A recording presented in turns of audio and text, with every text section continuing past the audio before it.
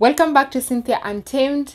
This is a youthful and educational channel where we have conversations with and about children and youth in Africa. We aim to inspire the current generation of leaders across the continent. If you are new here, you are most welcome. If you are a returning subscriber, you are most welcome. And do remember to tell a friend to tell a friend. Our video today will be talking about my experience working at the United Nations as a UN volunteer.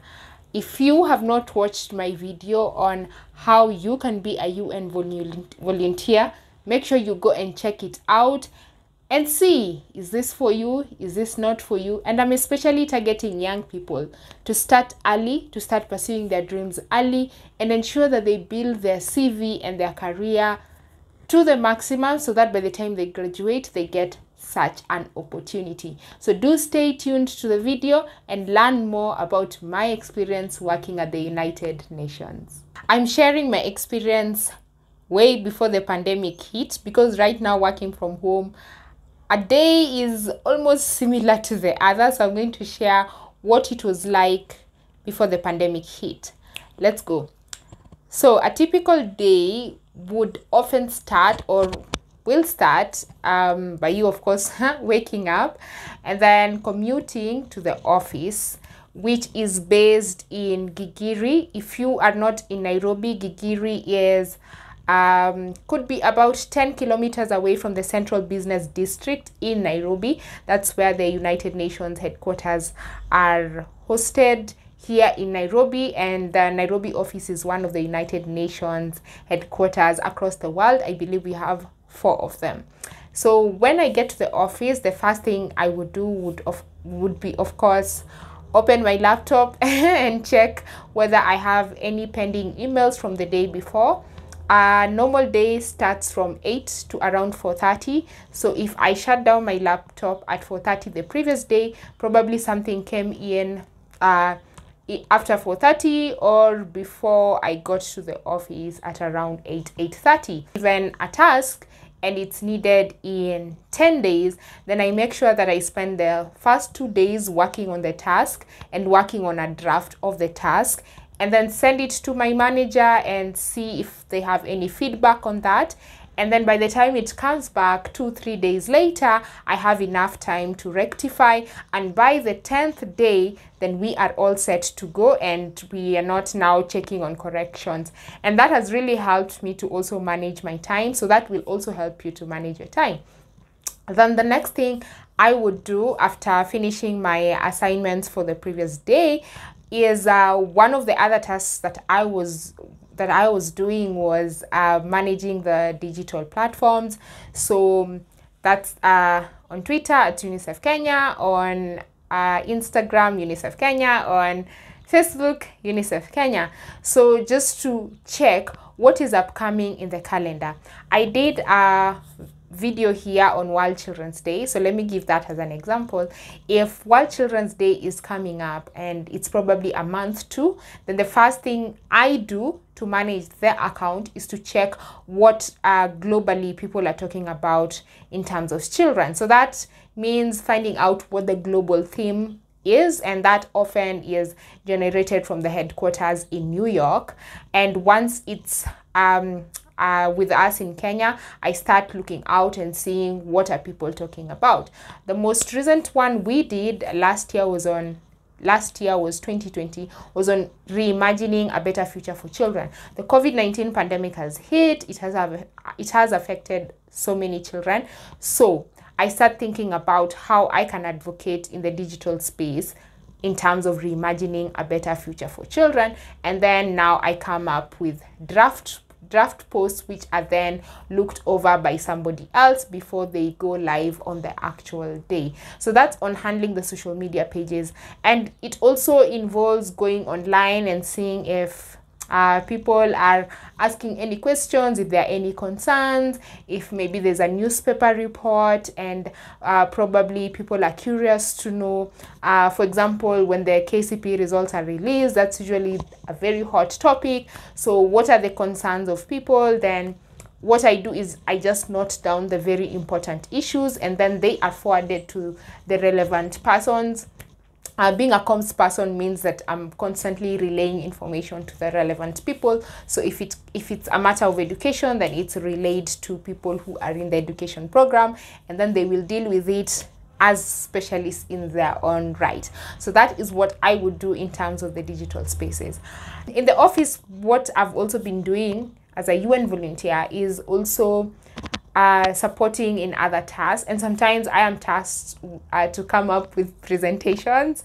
So sometimes you need to talk about the impact of the work that you have been doing. Me being a comms person and a digital specialist, what is the impact of our work? You really need to understand how you can break that down to somebody who is not a specialist in that area. So one time I remember I did a presentation on the impact of what we've been doing, the reach of our posts, how many people are engaging, how many people are following us back, how can we do this better, how can we even equip other people who may not necessarily be communication specialists to understand that this is actually an important aspect of the work that you do. So 2018, we had World Children's Day, and the theme of the year was Go Blue. Go Blue, basically, UNICEF colors is blue, and blue is such a beautiful color representing the innocence and beauty of children. The essence of that here was to remind people constantly to constantly see the color blue, and when they see the color blue, they remember children. So we had to come up with a concept idea for that. So one of the major things we did was children's workshops, and workshops really ideally work when you are handling fewer people at a go. So the next day the children came and we started talking to them, and you're also able to enable them to do different activities. So you facilitate the activities that they do. So for example, you can, before you start talking about the convention, the rights of the child in my case, you just ask them randomly, what are your rights, or what do you understand by rights? And then they write on sticky notes, and then they're able to place them on the wall somewhere, and you're able to go through the work that they do, so that you're not sitting in a room and just talking and talking and talking. Trust me, they will get bored. They will get bored. So you just do that and also ensure that they are engaged. One of the other things that you need to understand as a UN volunteer, whatever task you'll be doing, is that you also need to find fun activities, especially if you're working with children. So in that workshop that we did in Garissa and Kisumu, because it was basically the same concept, is that we also had them paint. So we got this blue kind of material for them to paint, and you also got paint and just really nice things for them to get engaged, and then we guided them on what they could paint. Now the essence of this painting was that whatever they were painting would then be used at the national level in an event, so that by the time you're coming to Nairobi and doing this big event, you've actually involved children who are on the ground, who may not necessarily be able to come this way, but at least you've been able to get to a few of them. And it was really interesting just painting. Trust me, I cannot paint. But just seeing them coming up with this concept and enabling them to be creative and to think about rights in a very different way, that was really empowering. Now the best part about being in the field with children is that you're able to just have conversations with them. I remember they would see me and they would start asking me how old I was, why I look so young, and I'm working. And you know, for me, I just realized, wow, it's for them, because I've just realized when I was younger, it wasn't easy to see successful young people coming to speak to us. It was very rare. Most of the people who were successful coming to speak to us were older, and for them seeing a person like me who's achieved at a young age, then they're able to get inspired and they say, I also want to be like that person. And now when we're in Garissa, something interesting also happened. when we got to the workshop, I was tasked with writing fun questions to act as an icebreaker for the workshop. And I remember I just wrote different questions. So in one of the questions I wrote, who is your role model? And then what you do is you fold the pieces of paper, you put them in a basket, and the kids select them randomly. Now there was this small boy who picked up a paper, and he picked up the question on who is your role model, and he said, my role model is Ambassador Amina Mohammed. And I was so excited because she also happens to be one of my role models. I'm always thinking, wow, I think when I grow up, that's where I'm heading. She is an advocate of the High Court of Kenya. She's been an ambassador. She's done so many great things. And I thought, ooh, I like that. And, you know, I also learned the power of manifestation because I started telling my colleague, oh, I wish I could meet her. And, you know, just as the day was going on and we're doing the workshop and the activities, a colleague of mine went outside doing work, just working on the workshop, and came back and told me, do you know Ambassador Amina Mohammed is in this hotel? And I thought, no way, you're kidding. And he said, yes, he's actually here. So we started talking about it, how she's in the building, and it was such a coincidence, trust me. She was doing her other roles, and somebody just got the courage and went and looked for her and told her, Ambassador, there's a boy who said in the morning that he really looks up to you. Can you come and say hi?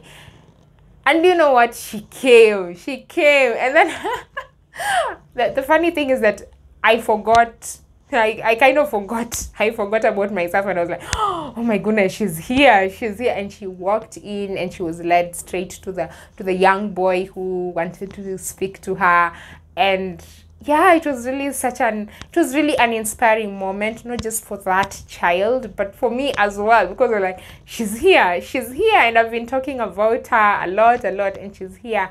And it was a brief but very interesting interaction. And by the time she left, I'm telling you guys, the children were so excited. Like, they even had more energy for the rest of the workshop. And another exciting bit, as my experience as a UN volunteer, really has been the opportunity to travel and represent Kenya in different conferences. So I remember, for example, we went to Ethiopia. If you've not watched my video on the Pan-African Youth Summit, I will leave the link here. Make sure you go check it out. So what we were needed to do, I went with some colleagues. We went there as young people, and we were speaking to their needs. And the African Union is really focused on 4 areas: education, employment, engagement, and entrepreneurship. They're called the 4 E's. And they're speaking about how can we empower young people through these different perspectives. And I keep saying my area really is education. So we got there. We happened to participate in workshops with young people from across the continent and the diaspora, Africans from the diaspora, and young people from across the continent. So you get to really interact, and people will tell you stories of their culture. It's not just all sadness and bad news. People will tell you what they do in their countries for fun. They'll tell you what dresses they wear. They'll tell you what food they eat. They'll tell you what music they listen to. And you get to just understand, oh, I've never been to Uganda, but a Ugandan will start telling you, oh, you know, in our country it's like this. And when you're a Kenyan, you also start talking about your Kenyan experiences. And it's really so interesting. And what happens in such conferences is that whatever it is that you discuss in terms of empowering young people are then collated into one kind of document and are then distributed to partners who then come and fund your project. So that's usually really great. I've also been able to go to Germany and do the Pan-African Youth Conference, the Sustainable Development Goals Festival. If you've not watched my video on SDGs, I will leave a link here so that you can go and watch it. And it's also getting to experience these different summits and seeing what the different challenges are. But I can also tell you that getting to these opportunities, especially when it comes to going international places, you have to be very, very aggressive. Opportunities will not just be given to you. You have to prove that you serving as a UN volunteer, you're not just here to to do what you need to do and go home. You have to be very aggressive. You need to constantly reflect about the impact of the work that you're doing. You need to constantly improve on your skills. You need to constantly ask yourself, where can I do better? And that's how you're going to continue impacting humanity. As a UN volunteer, don't be afraid to invest in yourself.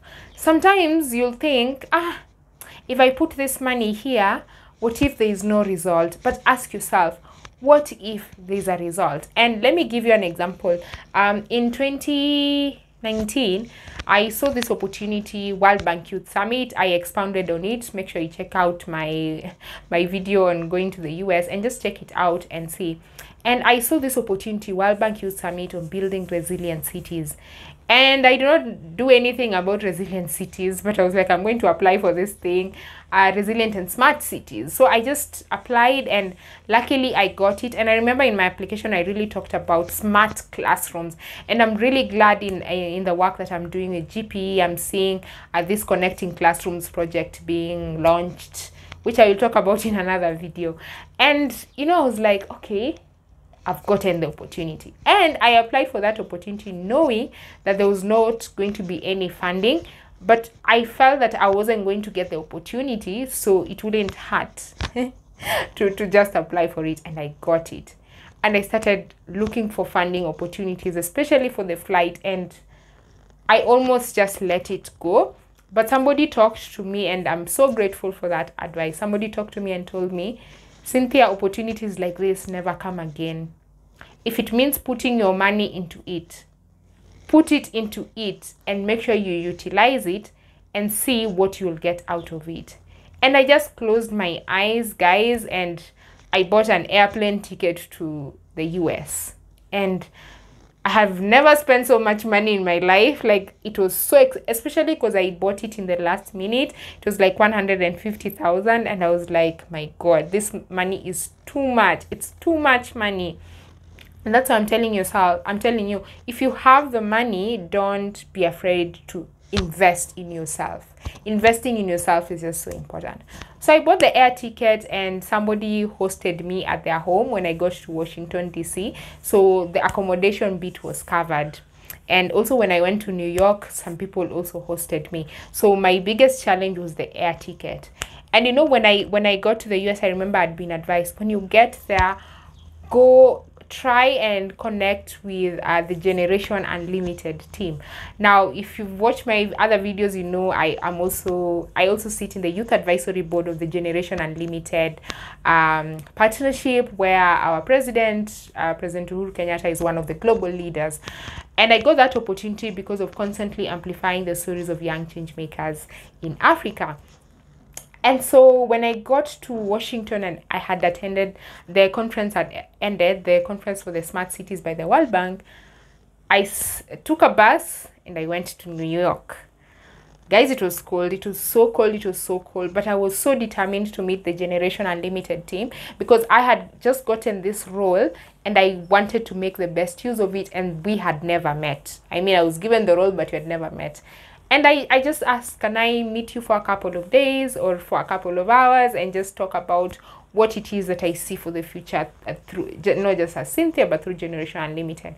And I got that opportunity and I went there, and yeah, and after that, let me tell you, just because of the resilience and the determination, doors started opening. In 2020, doors just started opening because I took the risk of paying for that air ticket, which is so expensive. Up to now, I've never spent so much money, I think. And because I took that risk in 2020, this was December 2019. In 2020, I was able to sit in panels with the executive director of UNICEF. I was able to sit in panels with heads of UN organizations. I was able to moderate high-level panels, which I've talked about here before. I was able to do so many things at a high level that I had only dreamed of. And guys, I'm telling you, it was so important. And just this year, it's about a month from now, a month ago, I was able to address a panel, or rather the Generation Unlimited meeting, where I addressed the President of Kenya, the Prime Minister of Belgium, the former Prime Minister of the UK, Gordon Brown, and the President of Botswana. 4 presidents, guys. 4 presidents talking about the impact young people are having on Generation Unlimited. And I am so sure if I had not paid for that ticket that December 2019, I would have never had that platform. And that's why I'm saying, as a UN volunteer, be ready to go beyond what your agency is giving you, or rather what your host agency is giving you. So UNDP runs the UN volunteer programs, and you're hosted in different agencies, and I'm hosted at UNICEF. Be ready to go beyond what that organization is giving you, and be ready to invest in yourself. And that is it for Cynthia Untamed today. I hope you have learned. I hope you've been able to gain something out of me sharing my 3 years experience as a UN volunteer. Please, if you have any questions, do send me a direct message on Instagram at CynthiaOprah_Nyongesa, on Twitter at Cynthia_Oprah, and check out my digital platform where I continue to amplify the stories of young change makers in Africa, CynthiaUntamed.com, and I will see you in the next episode.